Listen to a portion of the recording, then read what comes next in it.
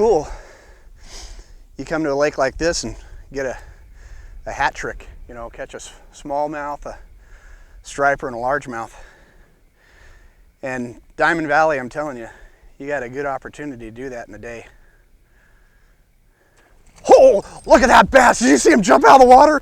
Oh my God, that thing came out of the water 4 feet. Oh, nice, largie. That thing scared me a little bit right there. I was gonna say, we're out here and we're in 25, 30 foot of water right here. And I was burning this little 2.5 right across the surface. That double rig again, I'm telling you guys, you're gonna have to get a couple of these baits and try this on your home water. This one I'm gonna play a little bit because I don't know how well he's hooked. I'm telling you, it jumped 4 foot out of the water to eat this bait. So the last cast we had a striper. This one, the next cast we did, we got a nice largemouth. I'm telling you, this is a really neat little bait here. Definitely take your time, and you got to remember too, when you have the double rig, there's so many times I've had one fish on and you start fighting them, and then a little bit later you bring it in, you got two nice quality fish on there. This is a solid bass.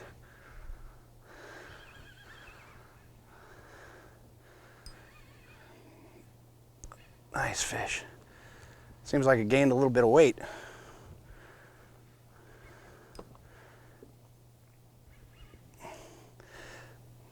Using braided line on this. When I use braided line on this double rig, I use a little bit lighter rod tip.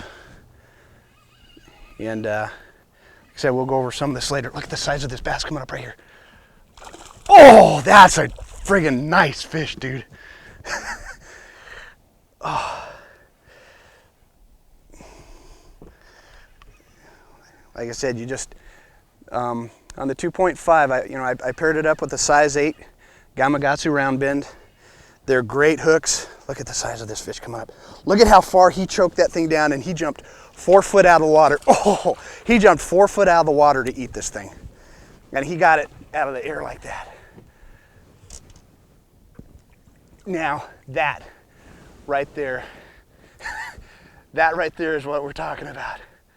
Look at that thing. And that is a beefy fish.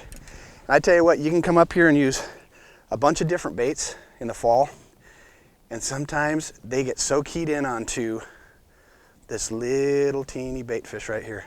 You catch bass that size all day long and even bigger on a little teeny 2.5 shad.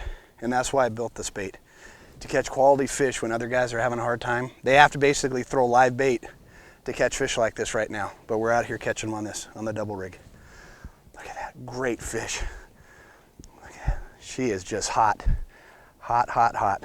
Look at the gut on her. Solid fish. Put her back in the water. Okay. We're gonna try a couple more times, and what I'm gonna try to do is maybe actually throw some other baits out there too and really show you the Spro line. The biggest thing that I try to do with Spro on the BBZ line and any product from Spro is being able to use their entire, catalog. You can't come out here and catch fish on any of our baits all the time. You got to be able to come out here and see what the environments are giving you. If it was super hot and we're in the summertime, I'd be out here throwing a Spro frog, bronzite frog. Dead of winter, I'd be throwing the mixed stick. There's the crankbait bite, I'll be throwing the Little John. There's so many different baits that Spro carries, and they're all quality baits built by some of the best fishermen in the industry right now that are really putting a lot of passion behind building their baits. And that's the beauty of what Spro's bringing to the industry. So, like I said, if we get a few on here with this bait and turn around, I'm gonna try maybe the floating fly today. I'll show you little tricks on the floating fly that will put a lot of fish in the boat. Maybe we'll come up here and throw a little swim bait around too. Maybe we'll catch one on a swim bait. But right now you saw it back-to-back cast, striper and a largemouth. We catch a smallmouth today on it. Then we got a hat trick. I'd like a hat trick today. They don't have to be big, but if I get 3 species in one day, that's pretty awesome.